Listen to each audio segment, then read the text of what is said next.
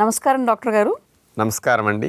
Doctor గారు, అయ్యా, మరి సాధారణంగా మన శరీరం ఎప్పటికప్పుడు సిగ్నల్స్ ఇస్తూ ఉంటుంది అని మనం చెప్పుకుంటూ ఉంటాం. మరి ప్రకృతి వైద్య విధానం ఫాలో అయ్యే వాళ్ళకి సిగ్నల్స్ కాస్త త్వరగా అర్థమవుతూ ఉంటాయి. అవును.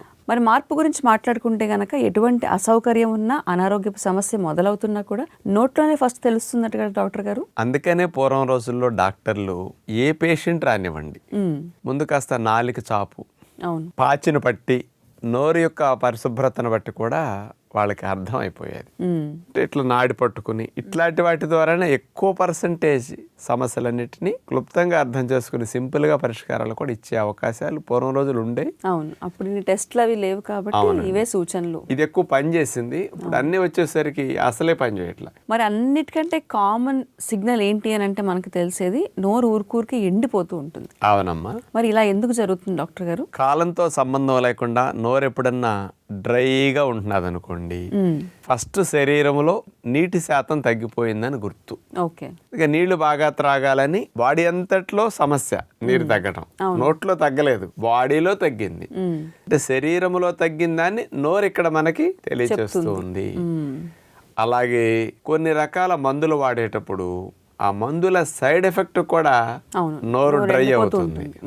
నీళ్లు త్రాగినా డ్రై అవుతుంటే మందుల సైడ్ ఎఫెక్ట్ అనుకోవాలి. దీనితో పాటమ్మా షుగర్ వ్యాధి ఉన్న వారికి కూడా నోరు డ్రైగా ఎక్కువ ఉంటుంది. ఎందుకంటే రక్తంలో ఉన్న నీటిని ఎక్కువ యూరిన్ ద్వారా వీళ్ళకి పంపించేయటం, రక్తంలో చక్కెర స్థాయిలు ఎక్కువ ఉండటం వల్ల డ్రై మౌత్ అనేది సహజంగా డయాబెటీస్ గుర్తు. ఎప్పుడన్నా అన్ని త్రాగినా కాస్త డ్రైగా ఉంటున్నదంటే వెళ్ళి చెకప్ చేయించుకోవడం కూడా మంచిది. అయితే డాక్టర్ గారు, అప్పుడప్పుడు చిగుళ్ళ నుంచి రక్తం కూడా స్రవిస్తూ ఉంటుంది కదా, చిన్న చిన్నగా కొంచెం కొంచెం, ముఖ్యంగా బ్రష్ చేసుకున్నప్పుడు క్లియర్ గా కనిపిస్తూ ఉంటుంది. అవునమ్మా. మరి ఒకవేళ బ్లీడింగ్ గమ్స్ అంటే చిగుళ్ళ నుంచి రక్తం వస్తే కనుక అది దేని సూచిస్తుంది అంటారు? 3 రకాల సమస్యలను సూచిస్తుంది. 1 విటమిన్ సి డెఫిషియన్సీ ఉందని, 2 ప్లేట్లెట్స్ మనలో తక్కువ ఉన్నాయని కూడా గుర్తు. రక్తంలో ప్లేట్లెట్స్ ఏమైనా డెంగ్యూ ఫీవర్ లాంటివి వచ్చినప్పుడు రక్తం గడ్డగట్టడానికి అవి లేవు కదా, అందుకని కారిపోతూ ఉంటుంది అనమాట. 3వది జింజువైటిస్ అని చిగుళ్ళ ఇన్ఫెక్షన్ ఎక్కువ ఉన్నప్పుడు కూడా బ్లీడింగ్ కంటిన్యూస్ గా అవుతూ ఉంటుంది.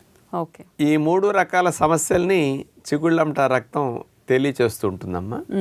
కొంతమంది 6 నెలల్లో 1 year ఒకటే బ్రష్ వాడుతూ ఉంటారు. వేసవ కాలానికి లేకపోతే నిలవ ఉండే కొద్ది బ్రష్ కొంచెం హార్డ్ అయిపోతాయి. హార్డ్వి ఎలా పడితే అలా రుద్దినప్పుడు ఒక్కోసారి చిగుళ్ళ దగ్గర అవి గుచ్చుకుని కూడా ఒక్కోసారి బ్రష్ చేసేటప్పుడు రక్తం వస్తే బ్రష్ లోపము, చేసుకునే విధానం లోపమే తప్ప అప్పుడు ఈ 3 రకాల సమస్యలు ఉన్నాయని మనం అనుమానించాల్సిన పని లేదు. ఓకే. అయితే కొంతమందికి పళ్ళ మీద నలుపుగా వస్తూ ఉంటుంది, క్యావిటీస్ లాంటివి చిన్న చిన్న ఫామ్ అవుతూ ఉంటాయి కదా. అవునమ్మా. ఇది దేని వల్ల అవుతుంది అంటారు? దేన్ని సూచిస్తుంది? మన దంతం పైన ఎనామిల్ రక్షణగా ఉంటుంది. ఆ ఎనామిల్ దెబ్బతినేటప్పుడు ఆ ప్యాచెస్ ఇక పన్ను పుచ్చటానికి తయారవుతున్నది, స్టార్ట్ అయింది అని అర్థం. అందుకని అట్లాంటివి ఉన్నప్పుడు ముందే జాగ్రత్తలు తీసుకుంటే పన్ను పుచ్చు లోపలకంటూ చెడిపోయేదాకా వెళ్లకుండా ప్రికాషనరీ మనం అలవాట్లు మార్చుకుంటే కొంచెం ఆపవచ్చు. ఓకే. మరి కొంతమందికి నోరు ఊరుకూరికి పొక్కిపోతూ ఉంటుంది, అలాగే అల్సర్ లాంటివి కూడా ఫామ్ అవుతూ ఉంటాయి కదా, ఇది ఎందువల్ల జరుగుతుంది? ఇది B2 డెఫిషియన్సీ అనమాట. రిబోఫ్లోవిన్ అనే విటమిన్ లోపించటం వల్ల నోట్లో పుళ్ళు వస్తాయి. ఆ పుండు కూడా చూడండి రౌండ్ గా ఉన్న చోట ఎరుపు ఉంటుంది, పుండుకు చుట్టూరు లోపల తెలుపు గాని ఎల్లోయిష్ గా గాని ఉంటుంది. అలా పుళ్ళు దవడ భాగానికి ఇట్లా ఉంటే ఆ లోపం అని చెప్పుకోవాలి. ఆ పుండ్లు 1 వారం రోజులు 5-6 రోజుల్లో మానిపోతాయి. నెలల తరబడి పుండు మానట్లేదు అనుకోండి, క్యాన్సర్, ఇక అనుమానం అక్కర్లేక. అది అంటే ఎంత రిబోఫ్లావిన్ టాబ్లెట్లు వేసుకుంటున్నా కూడా అసలు ఆ పుండు మానట్లేదు అంటే అది దీర్ఘ సమస్య. ఆ క్యాన్సర్ పుండు అనే ఒక మెయిన్ డౌట్ అది. మరి నోట్లో కొంతమంది మీరు చెప్పినట్టుగా పొక్కినప్పుడేమో ఎర్ర ప్యాచెస్ అవి వస్తుంటే, పొక్కులు వస్తుంటే, కొంతమందికి ఏమో తెల్లగా ప్యాచెస్ లాగా పడుతూ ఉంటాయి. డాక్టర్ గారు, నోట్లో ఎక్కడైనా కావచ్చు, అది అంగడి మీద లేకపోతే నాలుక మీద ఎక్కడైనా. అవునమ్మా. ఇలా ఎందుకు అవుతుంది? ఇది ఫంగల్ ఇన్ఫెక్షన్. బ్యాక్టీరియల్ ఇన్ఫెక్షన్ వల్ల కొన్ని సమస్యలు వస్తాయి, ఫంగస్ క్రిముల వల్ల కొన్ని వస్తుంటాయి. మనం తినే ఆహారాల్లో బాగా పాచిపోయి కలుషితమైన ఆహారాలు తిన్నప్పుడు ఫంగస్ క్రిములు వెళ్ళిపోయి రక్షణ వ్యవస్థ తక్కువ ఉన్నప్పుడు ఆ ఫంగస్ క్రిములు దాడి వల్ల వచ్చే ఇన్ఫెక్షనే తెల్ల ప్యాచులు. అంటే శరీరంలో ఎక్కడ ఇన్ఫెక్షన్ వచ్చినా ఇక్కడ కూడా వస్తుంది కాబట్టి తెలుసుకోవచ్చు. మరి కొంతమందికి ఏమో ఇలా తెల్ల మచ్చలు కాకుండా ఎర్ర మచ్చలు అనేవి ఫామ్ అవుతూ ఉంటాయి, నోరంతా ఎర్రగా కనిపిస్తూ ఉంటుంది వాళ్ళకి. అవునమ్మా. అవును, ఎలా ఎందుకు జరుగుతుంది అంటారు? విటమిన్ B12 లోపించినప్పుడు మనమేవో కాస్త కాళ్ళు మంటలు వస్తాయి, పోట్లు ఉంటాయి, కాస్త మగతగా ఉంటుంది అంటాం కదా. కొద్ది లోపం ఉన్నప్పుడు అట్లాంటివి తెలుస్తుంటాయి. బాగా తీవ్రమైన లోపం ఉన్నప్పుడు నోరంతా అట్లా ఎర్రగా అయిపోతుంటుంది అనమాట. నాలిక అంగుడు భాగం అంతా చూస్తే రెడ్గా ఉంటుంది. B12 deficiency. అది B12 డెఫిషియన్సీ అని మీరు గుర్తుపెట్టుకోవాలి. ఓకే. మరి కొంతమందికి ఏమో మీరు చెప్పినట్టు మొదటగా డాక్టర్లు అనేవాళ్ళు ఎప్పుడు కూడా నాలుక చూపించండి అని అంటూ ఉంటారు కదా. మరి నాలుక ఎక్కువ పాచి పట్టినా లేకపోతే నాలుక ఏమైనా రంగు మారుతుందని తెలిసినా కూడా అది దేన్ని సూచిస్తుంది?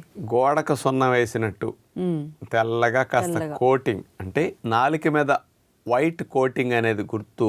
ఏదన్నా వైరస్ బ్యాక్టీరియాలు లోపలికి వెళ్ళి ఇన్ఫెక్షన్ కలిగించినప్పుడు కానీ, థ్రోట్ ఇన్ఫెక్షన్ ఇట్లాంటివి రావటానికి ముందు ఒక రోజు 2 రోజుల ముందు ఇంకా జ్వరం రాబోతున్నది అన్నప్పుడు కూడా కోటింగ్ పెరుగుతూ వస్తుంది. అంటే మనకి ఇలాంటి వైట్ కోటింగ్ నాలుక మీద మనకి పెరిగినప్పుడు కొంచెం రుచి తగ్గుతూ ఉంటుంది. ఇలా వస్తున్నప్పుడు మనకి ఏదో అవుతున్నది అని ముందే కాస్త మాని లంకడం పెట్టేస్తే ఇన్ఫెక్షన్ తొందరగా తగ్గుతుంది. వైట్ కోటింగ్ వచ్చి ఇట్లా గనక ఉన్నప్పుడు కూడా మనం తినేసామనుకోండి, ఫీవర్ లాంటివి ఆటోమేటిక్గా పెరిగిపోతాయి. మరి డాక్టర్ గారు, సూచనలు అన్నీ కూడా రకరకాల రంగుల్లోనే ఉంటూ ఉంటాయి. తెల్లగా మాట్లాడుకున్నాము, అలాగే ఎర్రగా అయితే ఏంటని మాట్లాడుకున్నాము. కొంతమందికి పసుపు వర్ణంలో అయిపోతూ ఉంటుంది.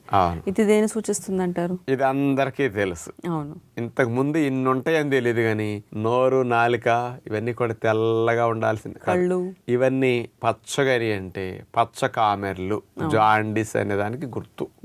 కాస్త లివర్కి ఇన్ఫెక్షన్ వచ్చింది, అందుకని కామెర్లని ఆటోమేటిక్గా మనం గ్రహించి వెంటనే చెకప్కి వెళ్ళాలి. అవును. మరి డాక్టర్ గారు, సర్వసాధారణమైన దాంట్లో ఇంకొకటి వదిలేస్తాను నేనైతే. అదేంటి అని అంటే బ్యాడ్ బ్రెత్. అంటే నోటి దుర్వాసన అనేది దేన్ని సూచిస్తుంది అంటారు? నోట్లో చెడ్డ సూక్ష్మజీవులు ఎక్కువ ఉన్నట్టు గుర్తు. 700 రకాల బ్యాక్టీరియాలు నోట్లో ఉంటాయి. 700 రకాలలో 500-600 రకాలు చెడ్డయే ఉన్నాయి అనుకోండి, వీళ్ళకి నోటి దుర్వాసన ఎక్కువ ఉంటుంది. ఇండైజెషన్ ఉన్నప్పుడు, కాన్స్టిపేషన్ ఎక్కువ ఉన్నప్పుడు, చెడ్డ సూక్ష్మజీవులు ప్రేగుల్లో కూడా ఎక్కువ ఉన్నప్పుడు ఇండికేషన్ ఇట్లా బ్యాడ్ స్మెల్ వస్తూ ఉంటుంది అనమాట. మరికొంతమందికి ఏమో పెదాల చివర్లు పగిలిపోతూ ఉంటాయి చాలా మందికి. ఇది ఎందుకు జరుగుతుంది? ఇది బి కాంప్లెక్స్ విటమిన్ డెఫిషియన్సీ అమ్మ.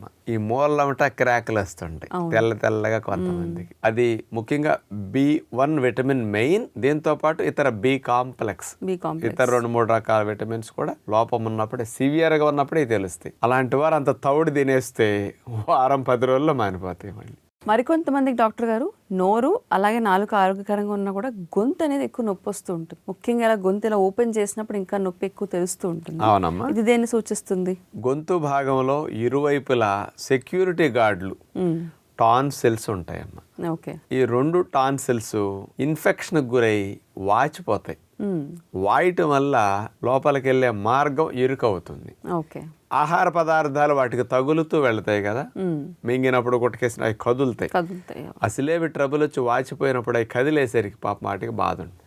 దెబ్బ తగిలిన చోట మనకి ఎవరన్నా తగిలినా కదపాలంటే ఎంత పెయిన్ ఉంటుంది, సేమ్ అంతే. అందుకని ఎప్పుడన్నా అప్పుడప్పుడు పిల్లలు గుట్టకేసేటప్పుడు, మింగేటప్పుడు గొంతు నొప్పి అంటున్నారంటే మనం తెరిచి చూడాలి. ఆ 2 పక్కల ఉండే వాచి బాగా ఎర్రగా కనపడుతున్నాయంటే డాక్టర్ దగ్గరికి వెళ్ళాలి. ఓకే. మరికొంతమంది డాక్టర్ గారు అసలు అంటే ఇది చాలా అరుదుగా ఉంటుంది కానీ విన్నాను నేను, ఒక్క సైడ్ మాత్రమే నొప్పి ఎక్కువ వస్తూ ఉంటుంది. ముఖ్యంగా దవడ ఓపెన్ చేయాలన్నా కూడా చాలా ఎక్కువ నొప్పి వస్తుంది.